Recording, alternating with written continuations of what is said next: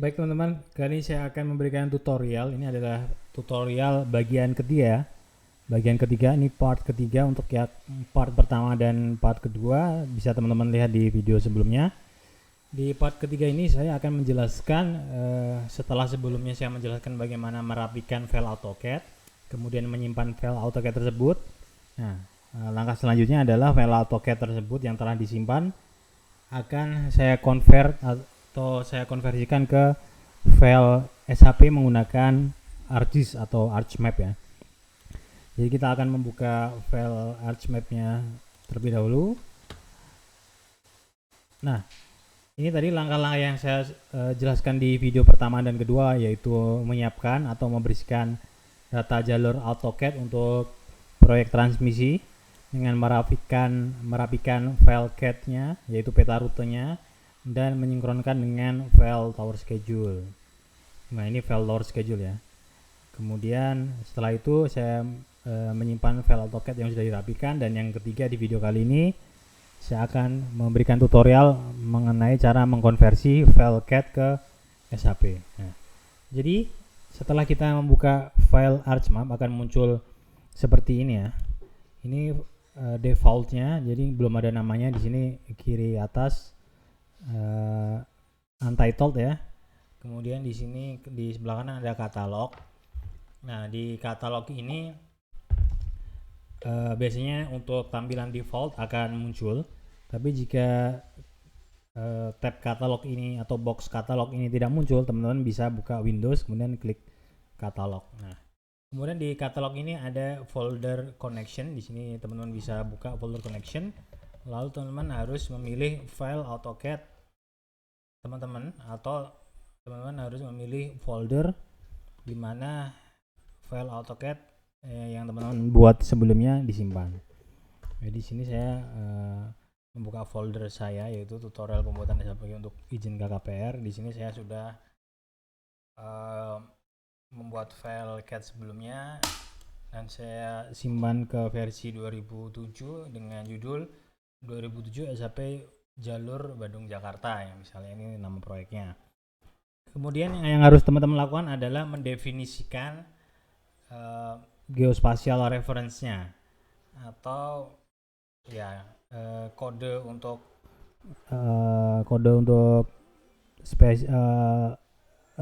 referensi geospasialnya. Teman-teman bisa klik kanan, kemudian properties, kemudian teman-teman edit. Nah, di sini biasanya kita menggunakan WGS 1984 ini dengan projected coordinate system ini kita klik, kemudian pilih UTM, kemudian pilih WGS 84. Nah, di sini untuk north atau southernnya teman-teman harus lihat di mana letak proyek itu dilaksanakan. Nah, misalnya untuk proyek saya ini terletak di zona 51S ya. Zonanya ini bisa teman-teman lihat di Google Earth, atau teman-teman bisa lihat kotanya berada di mana. Nah, nanti kota tersebut teman-teman cari zonanya di zona 51 atau 50, atau misalnya S itu south kalau di utara north. Nah, north ini berarti di atas khatulistiwa, south ini di bawah khatulistiwa. Nah, nanti untuk pembagiannya bisa dilihat ya seperti ini. Misalnya saya akan membuka di sini pembagian zona UTM gitu ya. Nah, ini di sini ada gambarnya, teman-teman bisa lihat. Nah, kalau di proyek saya ini di 51S ya, zonanya di Sulawesi ini di 51S, dan tergantung lokasi proyek teman-teman ada di mana gitu. Kemudian saya pilih ini zona 51S, kemudian klik OK, kemudian klik OK lagi. Nah, di sini kita sudah mendefinisikan geospatial reference-nya menggunakan zona datum UTM WGS 84 zona 51S. Nah, cara selanjutnya adalah file AutoCAD ini kita buka seperti ini. Nah, dari beberapa pilihan ini kita hanya akan memilih poligonnya. Jadi poligonnya saya drag ke sini. Nah, di sini sudah terlihat muncul kotak-kotak yang merupakan tapak tower untuk proyek transmisi tersebut ya. Jadi tapak-tapak towernya sudah terlihat. Nah, langkah selanjutnya kita akan mengkonversi atau mengekspor data ini menjadi file SHP dengan cara kita klik seperti ini, klik kanan, data, kita klik export data, kemudian kita pilih foldernya, dan jangan lupa untuk membuat folder baru ya. Misalnya kita folder barunya SHP proyek SUTT yang kita nama kotanya misalnya Bandung Jakarta, ini nama untuk contoh aja ya. Kemudian kita pilih, kita nama file SHP nya kita ganti misalnya SHP proyek SUTT BDG misalnya, kemudian kita save, kemudian kita klik OK. Kemudian akan muncul pertanyaan, do you want to add the exported data to the map as a layer? Klik yes. Nah, di sini sudah kita buat file SHP dari poligon masing-masing tapak tower ini. Nah, kemudian untuk mengeceknya apakah file SHP ini sudah betul, kita klik kanan, kemudian kita klik open atribut tabel.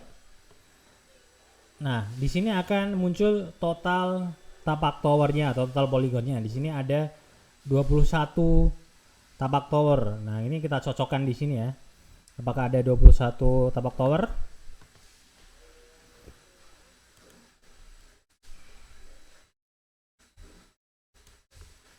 Di sini jumlahnya ada 22 nih.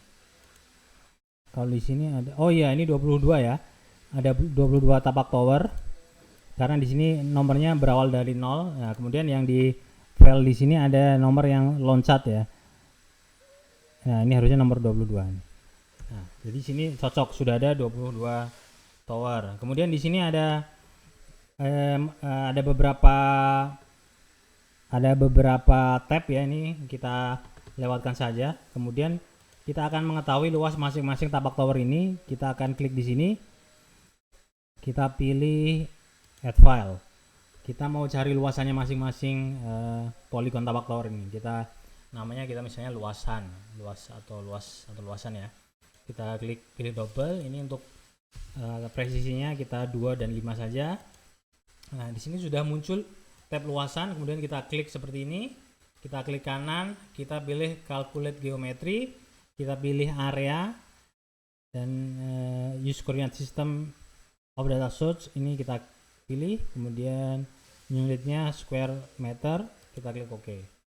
Nah, di sini sudah muncul luasannya ya, luasan masing-masing tapak tower 400, 400, 400, 625, 400. Nah, ini harus kita cocokkan,